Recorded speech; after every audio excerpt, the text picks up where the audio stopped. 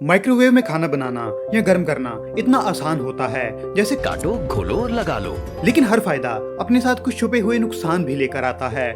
इसीलिए माइक्रोवेव की सेफ्टी पर भी समय समय पर सवाल उठते रहे हैं। ज्यादातर लोगों के मन में माइक्रोवेव में पैदा होने वाली रेडिएशन को लेकर सवाल उठते हैं, जिसकी मदद से खाना गर्म होता है। लेकिन खाने के लिए सबसे बड़ा खतरा माइक्रोवेव की रेडिएशन नहीं, बल्कि वो चीजें हैं जिन पर हमारा कभी ध्यान ही नहीं जाता। जिसमें सबसे पहला है माइक्रोवेव में इस्तेमाल होने वाले बर्तन। जी हाँ, माइक्रोवेव में किसी भी मेटल के बर्तनों का इस्तेमाल नहीं किया जा सकता। इसीलिए इसमें सबसे ज्यादा प्लास्टिक के बर्तनों का इस्तेमाल होता है और ये हमारी सेहत के लिए खतरनाक साबित हो सकता है, क्योंकि गर्म होने पर प्लास्टिक कुछ हानिकारक केमिकल्स का रिसाव करने लगती है, जो हमारे खाने के साथ मिलकर हमारे शरीर के अंदर चले जाते हैं और फिर कई परेशानियों को जन्म देते हैं। अब आपके मन में शायद ये सवाल आए कि हम तो माइक्रोवेव सेफ प्लास्टिक का इस्तेमाल कर रहे हैं और वो बीपीए फ्री भी है, तो क्या उसमें खाना गर्म करना भी खतरनाक हो सकता है? तो इसका जवाब हाँ है, क्योंकि किसी भी प्लास्टिक में खाना गर्म करना खतरनाक होता है। हाँ, प्लास्टिक की क्वालिटी से खतरा कम या ज्यादा जरूर हो सकता है। जैसे माइक्रोवेव सेफ प्लास्टिक का मतलब होता है कि वो आम प्लास्टिक के मुकाबले में ज्यादा तापमान को सह सकती है, और बीपीए फ्री का मतलब होता है कि उस प्लास्टिक को बनाते समय बिस्फिनोल ए केमिकल का इस्तेमाल नहीं किया गया। लेकिन ये दोनों रेटिंग्स भी प्लास्टिक के 100% सेफ होने की गारंटी नहीं दे सकती, क्योंकि प्लास्टिक बनाते समय बिस्फिनोल का इस्तेमाल इसे मजबूती देने के लिए किया जाता है। इसीलिए बिस्फिनोल के बिना प्लास्टिक के बर्तन, कंटेनर, बोतलें, डिब्बे या कुछ भी बना पाना लगभग नामुमकिन है। लेकिन कई रिसर्च में बिस्फिनोल ए के हानिकारक प्रभाव सामने आने के बाद कंपनियों के लिए अपने प्लास्टिक प्रोडक्ट्स में बिस्फिनोल ए का इस्तेमाल करना मुश्किल हो गया। लेकिन जैसे हमने पहले कहा कि बीपीए का इस्तेमाल किए बिना मजबूत प्लास्टिक तैयार कर पाना लगभग नामुमकिन है।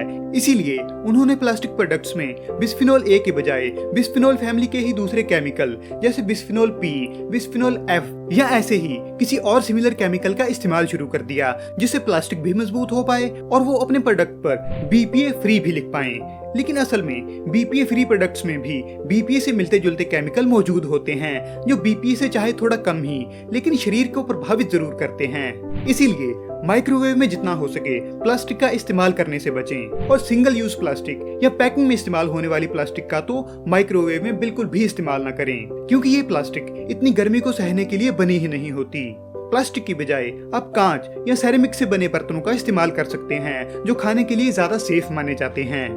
माइक्रोवेव में गर्म किए खाने में दूसरा खतरा बैक्टीरिया से होता है। जी हाँ, पहले से बने खाने को दोबारा गर्म करने के दो कारण होते हैं।